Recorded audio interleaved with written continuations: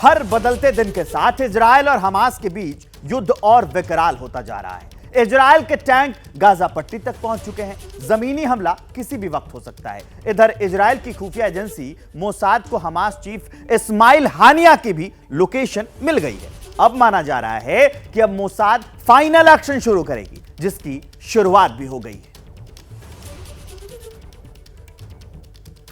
और आगे बढ़ते हुए आपको यह भी अपडेट देना चाहेंगे कि ईरान में खुफिया विभाग के बड़े अफसर के मारे जाने की खबर है। यह ऑफिसर, जिसका नाम मोहम्मद अफीकी बताया जा रहा है, ईरान के इस्लामिक रेवोल्यूशनरी गार्ड्स में तैनात था। हालांकि अभी तक यह पुष्टि नहीं हो सकी है कि मोहम्मद अकीकी की हत्या किसने की है, लेकिन ये जो तस्वीरें आप देख रहे हैं जिसमें गोल घेरा बना हुआ है, यह वही है मोहम्मद अकीकी।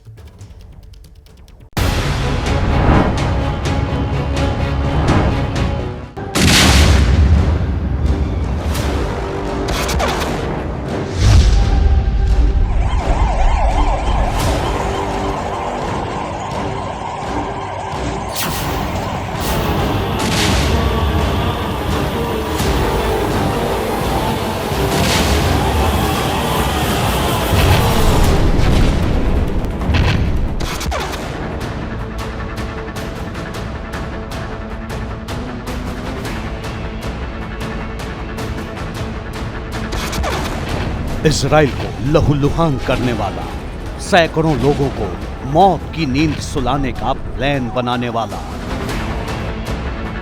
खूंखार आतंकी संगठन हमास का सरगना कहां है?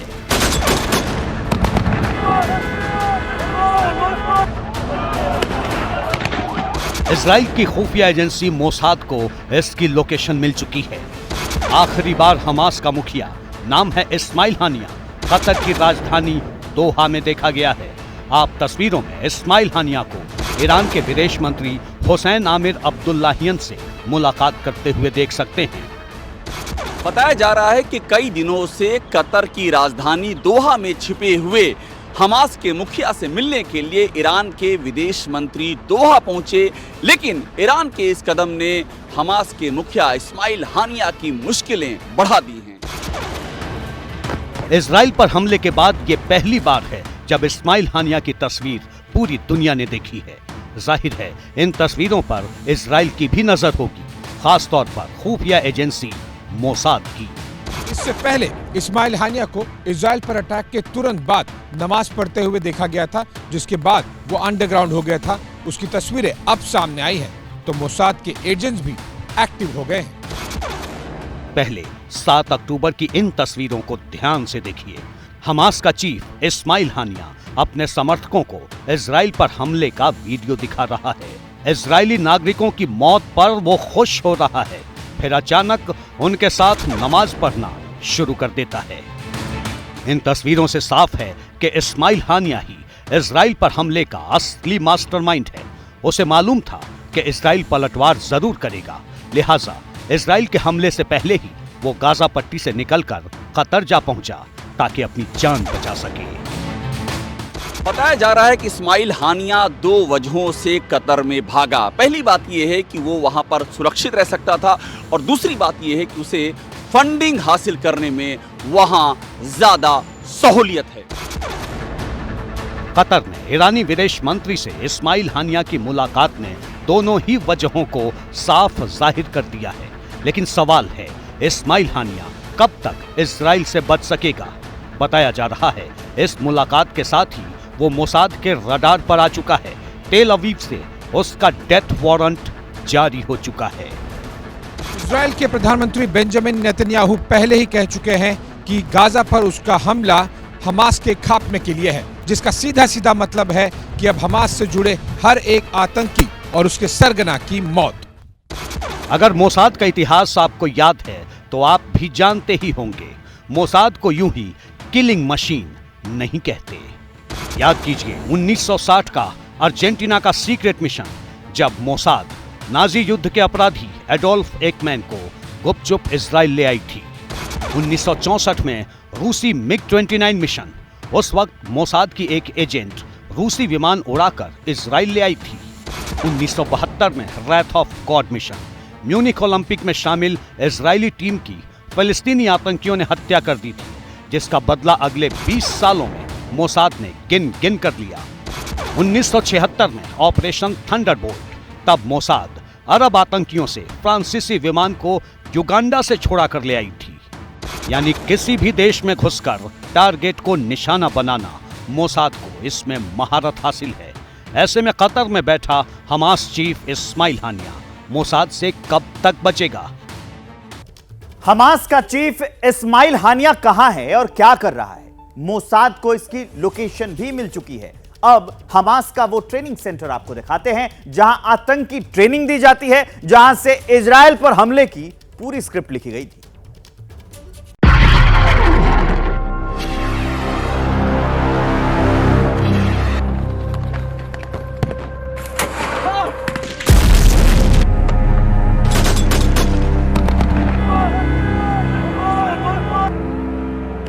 इन तस्वीरों को फ्रेम दर फ्रेम देखिए। ये कोई मिलिट्री ड्रिल नहीं है, ये हमास के लड़ाके हैं जिन्हें इजराइल को लहूलुहान करने की ट्रेनिंग दी जा रही है।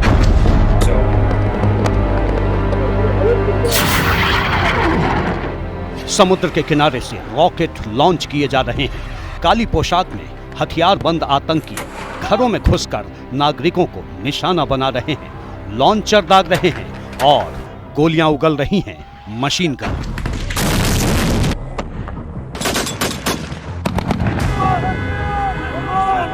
ये वीडियो 12 सितंबर का है, यानी इजराइल पर हमले से कोई 1 महीने पहले का।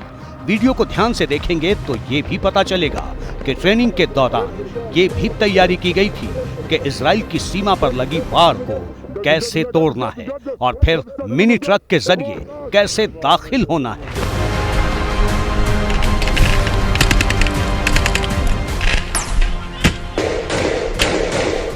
यहाँ बम, बारूद, रॉकेट, ग्रेनेड, लॉन्चर, पैराग्लाइडर, हमले का हर वो साजो सामान मौजूद है जो आतंक फैलाने के लिए काफी है।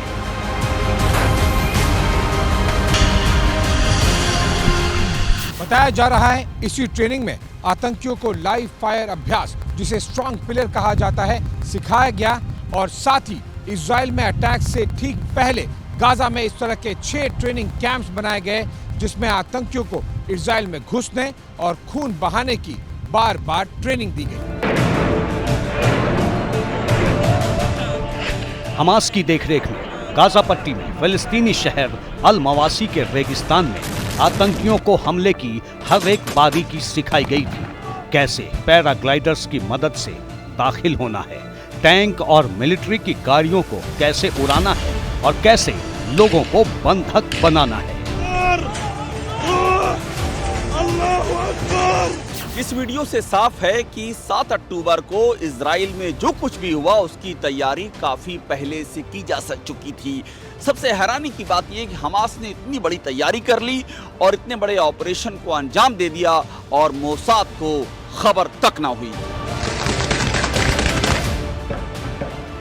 अब ये तस्वीर देखिए, रेगिस्तान में दौड़ने वाली इस टूरिस्ट गाड़ी को हमास के आतंकियों ने अपना हथियार बना रखा है और आसपास के लोग उनका हौसला बढ़ा रहे हैं।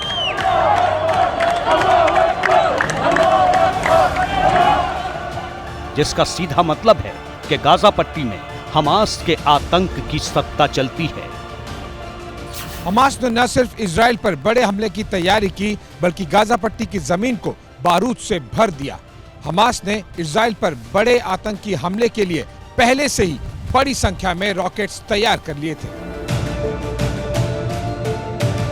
ये तस्वीर है हमास की उस फैक्ट्री की जहां हमास ने इजराइल पर हजारों की संख्या में दागे गए रॉकेट तैयार किए। तस्वीरें देखिए कैसे जमीन से पाइप निकाले जा रहे हैं, फिर इन पाइप को ट्रक पर लोड कर फैक्ट्री तक पहुंचाया जा रहा है जहां इनका इस्तेमाल रॉकेट बनाने में किया जा रहा है। इस वीडियो में आप देख सकते हैं कि नकाबपोश आतंकी पाइप को रॉकेट की शक्ल दे रहे हैं, उनमें बारूद भर रहे हैं। इन रॉकेट को सीमा पर लॉन्चर में फिट किया जा रहा है। हमास के हमले के बाद ये सवाल लगातार उठ रहा है कि इतनी बड़ी तादाद में रॉकेट आखिरकार कैसे हमास तक पहुंच गए और इसका जवाब भी इस वीडियो में शामिल है।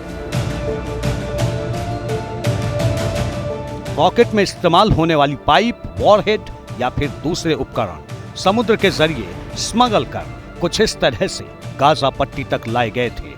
फिर इन्हें गाजा पट्टी में असेंबल कर इजराइल की सीमा पर पहुंचाया गया। ये वीडियो इस बात की गवाही है।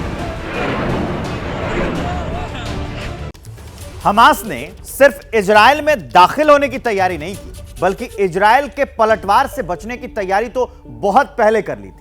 अब इजराइल के खिलाफ आतंकी संगठन हमास के अंडरग्राउंड प्लान की तस्वीर आपको दिखाते हैं, जिसे तोड़ने के लिए इजराइल को खासी मशक्कत करनी पड़ी है।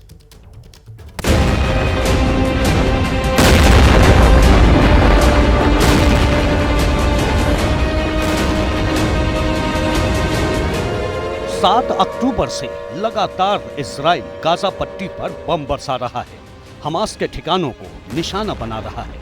जमीन पर इजरायली टैंकों की पलटन आगे बढ़ रही है।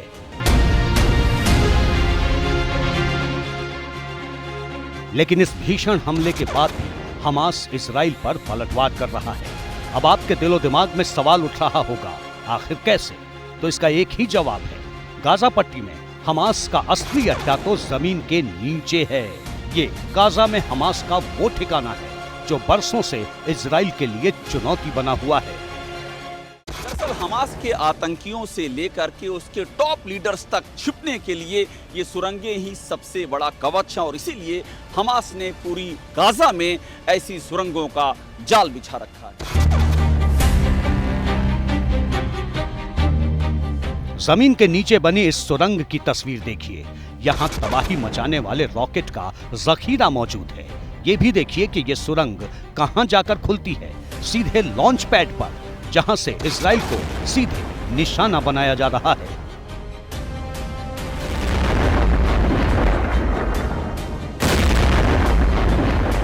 हमास को यह अच्छी तरह मालूम है कि वो इजराइल के हमलों के सामने टिक नहीं सकता, इसलिए उसने सालों पहले से ही गाजा पट्टी में टनल बनाना शुरू कर दिया था। जमीन के अंदर बने कंक्रीट के टनल्स को खास तरीके से डिजाइन किया गया है, जो सीधे इजराइल से सटी सीमा पर जाकर खुलती है। वहां से हमास के आतंकी इजराइल को निशाना बनाते हैं। दूसरी ओर ये सुरंगें गाजा पट्टी के अंदर शहर में खुलती हैं। इन सुरंगों में घरों की तरह हर सुख सुविधा मौजूद है। रिपोर्ट के मुताबिक हमास ने 2007 से गाजा पट्टी में टनल बनाने का काम शुरू कर दिया था। बताया जाता है कि गाजा पट्टी में करीब 2000 से भी ज्यादा सुरंगें हैं। ऐसे टनल बनाने पर हमास ने करीब 125 अरब डॉलर खर्च किए हैं। जानकारी के मुताबिक इन सुरंगों का इस्तेमाल पहले सामान की तस्करी में होता था, लेकिन जैसे जैसे इजराइल ने अपनी नाकेबंदी को बढ़ाया, इन सुरंगों का इस्तेमाल हमास के आतंकी हथियारों की तस्करी में भी करने लगे। हमास ने गाजा पट्टी में सुरंगों का ऐसा जाल बनाया जिससे आसानी से हथियारों की तस्करी हो सके, सीरिया और ईरान जैसे देशों से हथियार आ सके और फिर ये हथियार कैप्सूल में पैक होकर सुरंग के रास्ते हमास तक पहुंच सके। यही वजह है कि गाजा पट्टी में हमास की खूनी साजिश की भनक तक इजराइल को नहीं लगी।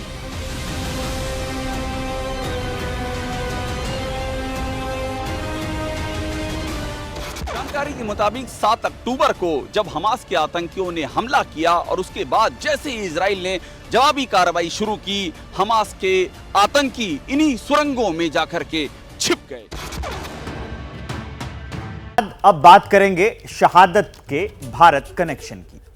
इजराइल और हमास की जंग में भारतीय मूल की 3 महिलाओं की जान चली गई।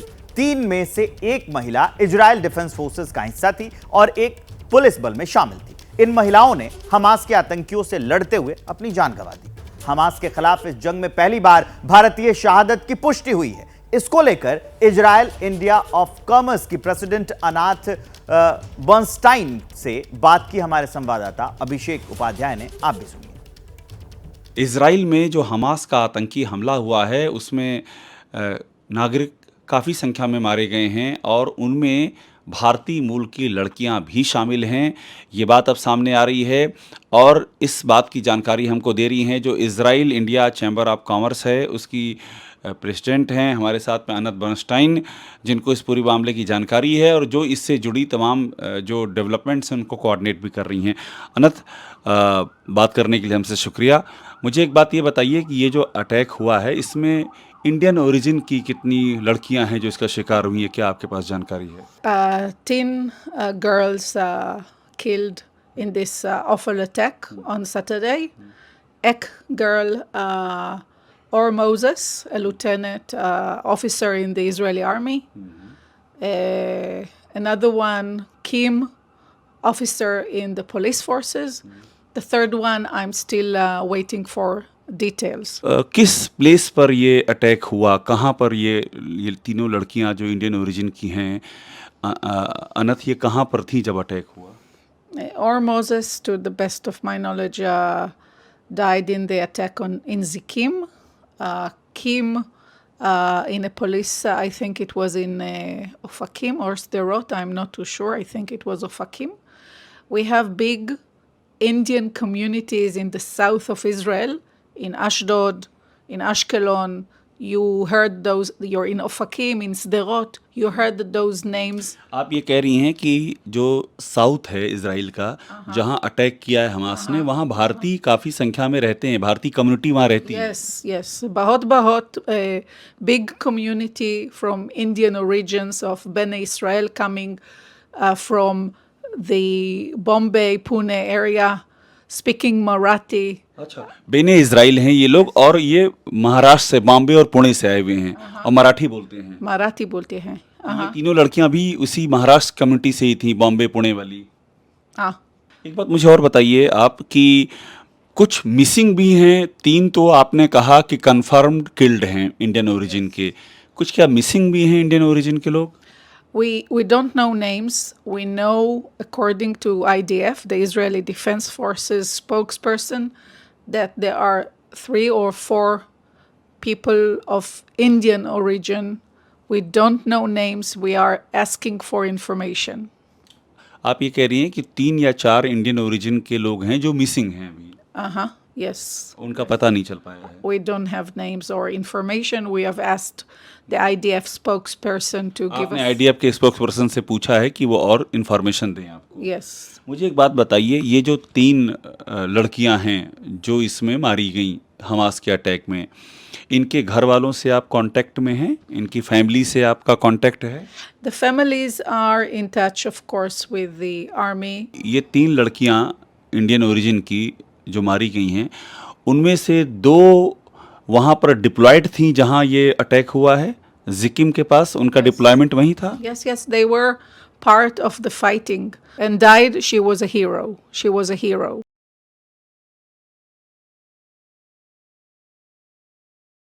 जैसे ही घड़ी का काटा दोपहर 2:30 पे आए, बबीता जी का दिल सास बहू साजिश के लिए मचल जाए।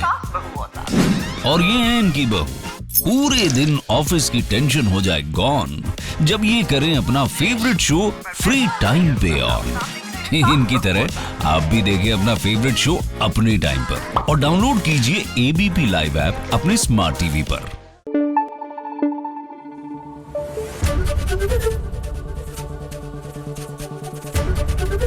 एबीपी न्यूज आपको रखे आगे।